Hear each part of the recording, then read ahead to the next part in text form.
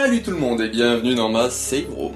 Pour ce 51e épisode de Bienvenue dans ma save room, je vais vous parler d'infos et de rumeurs sur Resident Evil. Alors aujourd'hui il y aura... Bon, j'ai mélangé les deux parce qu'ils sont liés, donc je vais en parler rapidement. Une info Resident Evil 3 Remake et Resident Evil Resistance, et ensuite des rumeurs sur Resident Evil 8. Mais avant cela, je vais faire un instant promo, comme je fais à chaque fois, pour promouvoir différentes choses en rapport avec Resident Evil que j'ai vu, notamment aujourd'hui 2 vidéos. Et si vous voulez passer cela, vous avez retrouvé en description les timecodes à partir du générique, ou ensuite soit des infos ou des rumeurs. Excusez-moi. Donc, pour commencer, j'aimerais remercier mon amie Capucine, Capu, pour la bannière qu'elle m'a faite. Donc, vous pouvez la retrouver sur ma chaîne YouTube ou sur mon compte Twitter. Sur mon compte Twitter, alors beaucoup mieux. Je sais pas si ça se dit beaucoup mieux.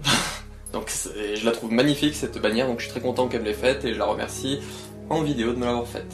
Merci.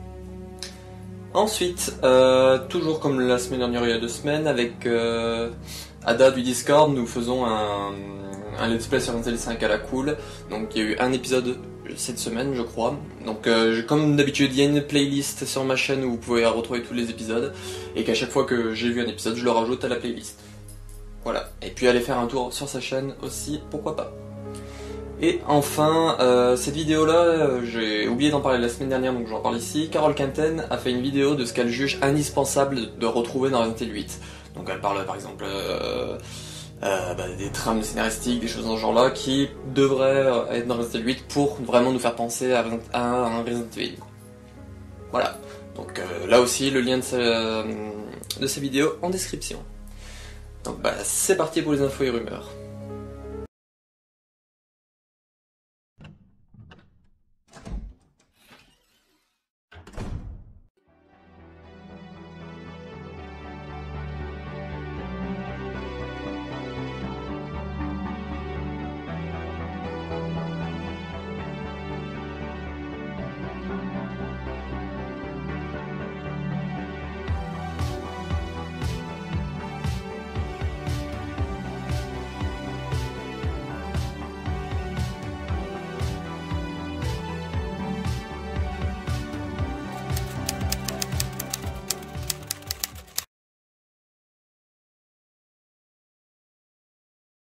L'info sur Resident Evil 3 Remake et Resident Evil Resistance, c'est la semaine dernière je vous disais qu'on a eu l'annonce comme quoi il y aurait le pack avec pour Resident Evil 3 Remake qui débloque toutes les armes, les modèles, les choses dans ce genre là, et que pour Resident Evil Resistance un DLC de tenue Claire pour les survivantes et Léon pour les survivants. Donc ces 2 choses là sont sorties cette semaine avec une mise à jour, donc la mise à jour d'août. Alors le pack est all-in pour Resident Evil 3 Remake est à 5€, donc il comprend le lance-roquette illimité, les armes illimitées, tout ce qui est acheté dans la boutique, les modèles et les concept art. Le pack des tenues RPD est clair. Pour Resident Evil Resistance, c'est les tenues, mais ça rajoute pas grand chose en plus. Il est à 5€ si je crois. Et concernant la mise à jour, alors il y a je l'ai pas eu encore, la remix de la map Uptown, donc c'est la première map qu'ils ont remixée. Donc je l'ai pas eu encore, mais sinon il y a eu beaucoup de tenues qui ont été ajoutées, et il y en a vraiment des sympathiques. J'ai trouvé, il y a des espèces de tenues un peu post-apocalyptiques, elle rendent bien sur certains personnages, notamment Valérie. J'ai trouvé que ça rendait bien sur elle. Donc voilà, c'est en gros ce qu'il y a. Donc ça c'est le Resident Evil 3 Remake et Resident Evil Resistance, c'est le jeu Resident Evil sorti cette année, mais l'année prochaine nous avons Resident Evil 8 qui arrive, et sur cela j'ai plein de rumeurs. La première rumeur sur Resident Evil 8, alors, vous avez vu cette semaine, il y a eu la conférence PlayStation, mais il y a rien eu de Resident Evil 8. Donc du coup, les rumeurs que j'ai vu beaucoup tourner sur Twitter, donc je vous en parle vite fait, il n'y a pas vraiment de source parce qu'il y en a plusieurs qui le disent. Alors, ça pourrait être soit dans une autre conférence non annoncée, donc PlayStation ou pas, soit à la Gamescom, qui se déroulera digitalement, donc sur internet, du 27 août au 30 août 2020, ou sinon Capcom pourrait lâcher l'info comme ça. Un jour, on aurait le nouveau trailer avec toutes les infos qu'ils nous ont promis en août. un jour.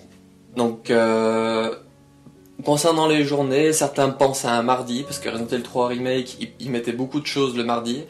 Sinon, alors là qui est beaucoup plus proche, certains parlent du Bio Day. Donc le Bio Day, c'est de ce que j'ai compris chaque 10 du mois, et du coup, ça sera potentiellement le 10 août, donc demain. Donc on se tient au courant, on verra, de toute façon, si vous suivez un minimum l'actualité Resident Evil et les pages, vous verrez passer les trucs, et moi je vous en parlerai la semaine prochaine, dans le prochain info et rumeur, s'il y a quelque chose cette semaine. Voilà. Ensuite, la semaine dernière, je vous parlais de la scène d'intro de Resident Evil 8, donc je vous racontais un peu les grandes lignes, parce que dans l'article ils en parlaient, sauf que là, dans un nouvel article, ils décrivent vraiment toute l'intro, tout vraiment ce qui devrait être l'intro, je crois même que ça raconte vraiment toute la session playtest, donc la session de jeu qu'il y a eu l'année dernière qui se passait dans le village. Donc je vous mettrai en description le lien de l'article, c'est en anglais malheureusement. Je vais pas tout vous parler de l'article parce que la plupart des choses je vous ai dit dans les 2 derniers épisodes d'Info et Rumeurs, mais là j'ai 2-3 détails sur la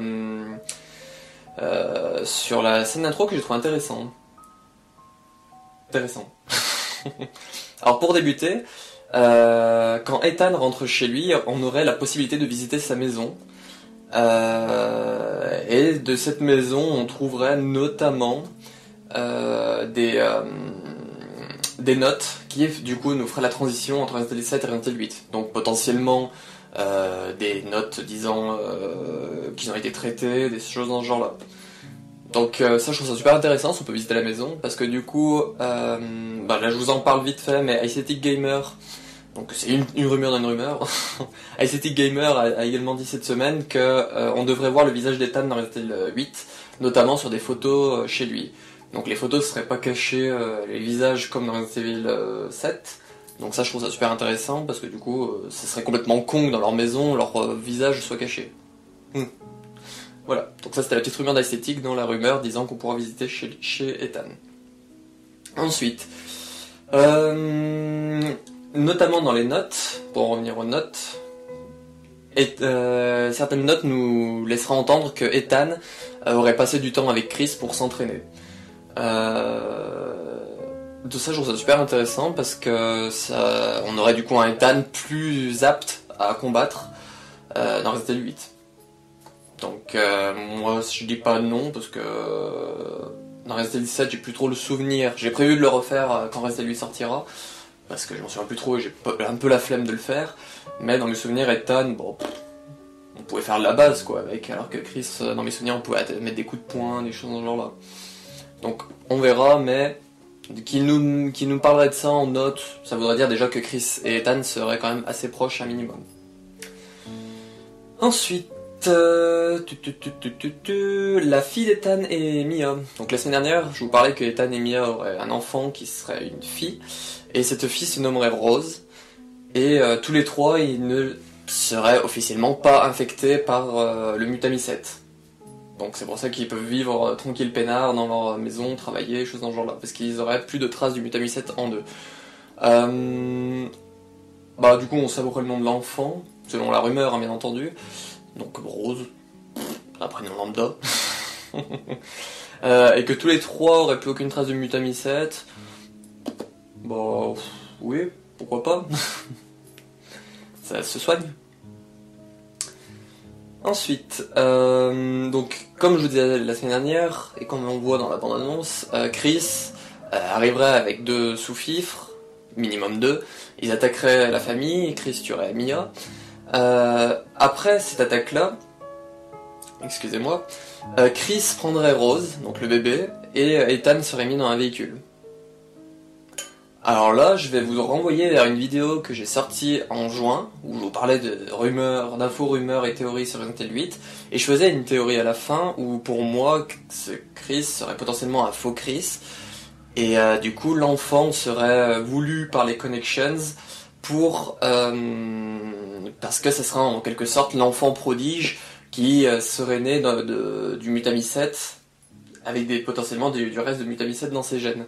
Et là que, selon les trucs, les rumeurs, Chris embarquerait le bébé, c'était quelque chose que j'avais évoqué moi dans mes théories, Donc je vous renverrai vers cette vidéo, elle est assez longue, c'est plutôt vers la fin, je sais plus combien de temps elle dure, je crois qu'elle dure 40 minutes, c'est après les 30 je dirais.